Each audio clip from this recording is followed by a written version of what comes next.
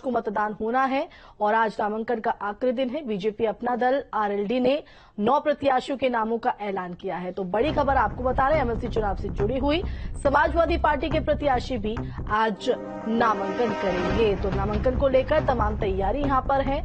सुरक्षा के बीच नामांकन। तो लखनऊ से ये बड़ी जानकारी, एमएलसी चुनाव को लेकर नामांकन का आज आखिरी दिन। तो बीजेपी और एसपी के प्रत्याशी आज नामांकन करेंगे। तो 13 एमएलसी सीटों के लिए 21 मार्च को मतदान होना है और आज जो प्रत्याशी हैं वो अपना नामांकन करेंगे। आखिरी दिन है नामांकन का।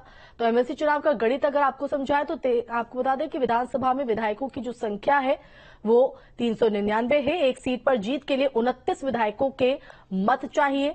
समाजवादी पार्टी के वर्तमान में 108 विधायक है। कांग्रेस के 2 विधायक जोड़े तो संख्या इसी के साथ 110 हो जाती है। वहीं बीजेपी और उसके सहयोगी दलों के 277 विधायक है। रालोद के 9 विधायकों को मिलाकर ये संख्या 286 हो जाती है। तो बीजेपी को 10 प्रत्याशी जीतने के लिए 290 अंकों की जरूरत है। तो बीजेपी 11 प्रत्याशी उतारती है तो चुनाव होगा। बीजेपी के लिए भी 11 प्रत्याशी जीतना आसान नहीं होगा। ये भी एक बड़ा मुकाबला हो जाएगा। 319 विधायकों के मतों की जरूरत होगी।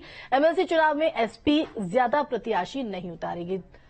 तो विजय बहादुर बीजेपी के प्रत्याशी, आपको बता दें महेंद्र कुमार सिंह। तो बीजेपी के प्रत्याशियों के नाम भी आपको बता दें। अशोक कटारिया मैदान में उतरते नजर आएंगे एमएलसी चुनाव में। तो आपको बता दें कि आज नामांकन का आखिरी दिन है। धर्मेंद्र सिंह का नाम भी इस कड़ी में शामिल। और ज्यादा जानकारी के लिए संवाददाता निखिल हमारे साथ लाइव जुड़ गए हैं। निखिल, एमएलसी चुनाव का जो रण है वो बीत चुका है और आज नामांकन का आखिरी दिन, क्या जानकारी? देखिए, आज सभी पॉलिटिकल पार्टी के, चाहे वो भाजपा के उम्मीदवार हो, चाहे वो समाजवादी पार्टी के उम्मीदवार हो या चाहे भाजपा के गठबंधन के उम्मीदवार हो, सभी जो है वो अपना नामांकन करेंगे। भारतीय जनता पार्टी ने 7 उम्मीदवारों के नामों का ऐलान कर लिया। इसके साथ ही उन्होंने भाजपा ने गठबंधन में जो उनके सहयोगी दल है 3 सीटें उनको दी है।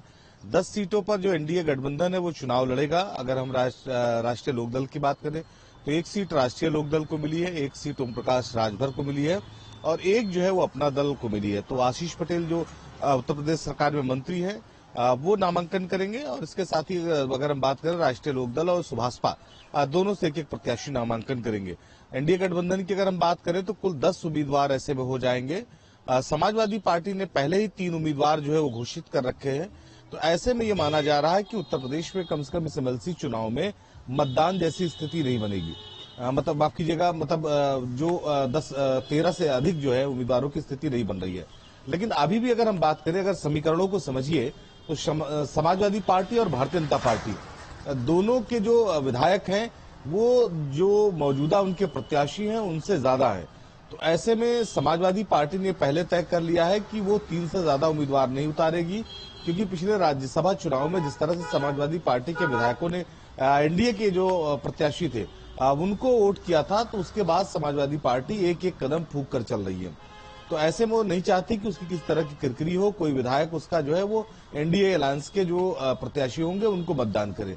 दूसरी तरफ भारतीय जनता पार्टी ने भी पूरी तरीके से पत्ते तो नहीं खोले हैं, लेकिन उसने ये जरूर कहा कि 10 प्रत्याशी उसके मैदान में होंगे। 7 भाजपा के, 1 राष्ट्रीय लोकदल का, 1 अपना दल का, 1 सुभाषपा का। तो आज जब अभी नामांकन होगा तो ये देखना होगा कि कहीं ऐसा तो नहीं कोई 14वें नंबर पर कोई उम्मीदवार जो है वो नामांकन कर देता। अगर नामांकन कर देता तो स्थिति राज्यसभा चुनाव की तरह इंटरेस्टिंग हो जाएगी। समाजवादी पार्टी के विधायकों का फिर एक बार जो है वो एनडीए के गठबंधन की तरफ समर्थन देखने को मिलेगा। पिछली बार 8 विधायकों ने क्रॉस वोटिंग की थी, तो इस बार क्या संख्या बढ़ सकती है, ऐसे तमाम सवाल है।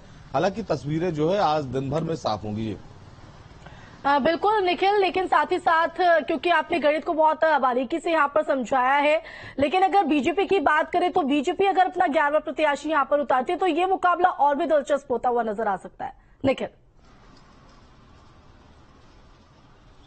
बिल्कुल, भारतीय जनता पार्टी अगर अपना 11वां प्रत्याशी उतार देगी मैदान में तो पूरे चुनाव की गणित और समीकरण बदल जाएगा। लेकिन जैसा मैंने कहा कि पिछले राज्यसभा चुनाव में समाजवादी पार्टी के 8 विधायक जो है वो भारतीय जनता पार्टी और एनडीए के जो है वो साथ खड़े दिखाई पड़े। 2 विधायक राष्ट्रीय राजा भैया की पार्टी के थे, उन्होंने भारतीय जनता पार्टी के जो है उम्मीदवार, एनडीए के उम्मीदवार को समर्थन किया। तो ऐसे में कोई बहुत बड़ी मुश्किल भी समाजवादी भारतीय जनता पार्टी के सामने नहीं होने वाली, क्योंकि 8 विधायकों के क्रॉस वोटिंग करने के बाद एक बात का दबाव बहुत समाजवादी पार्टी पे बढ़ गया है कि वो अपने विधायकों को रोके। दूसरी तरफ ये भी देखिए कि समाजवादी पार्टी के मौजूदा विधायक हैं, वो भी ये बात समझ चुके हैं कि अगर 8 विधायक ने राज्यसभा चुनाव में क्रॉस वोटिंग की तो उसका कोई बहुत बड़ा इम्पैक्ट कम से कम उनके करियर पर नहीं पड़ा। तो ऐसे में ये संख्या 8 से बढ़कर 15 भी हो सकती है। और समाजवादी पार्टी के कई विधायक भारतीय जनता पार्टी के जो है उसमें संपर्क में है। ये बात खुद जो है वो भारतीय जनता पार्टी ने पहले ही बताई है। तो कौन कौन विधायक संपर्क में है इसका खुलासा तो नहीं किया, लेकिन जिस तरह की चुनावी गणित दिखाई पड़ रही है, जो चुनावी समीकरण दिखाई पड़ रहा है, अगर भाजपा जो है वो अपना एक प्रत्याशी उतार भी देती है तो उसको बहुत मुश्किल तो नहीं होगी, लेकिन ये भी कहा जा सकता है कि जीतना इतना आसान भी नहीं होगा। जी बिल्कुल निखिल, आज के नामांकन को लेकर नजर बनाए रखिएगा। फिलहाल बहुत शुक्रिया।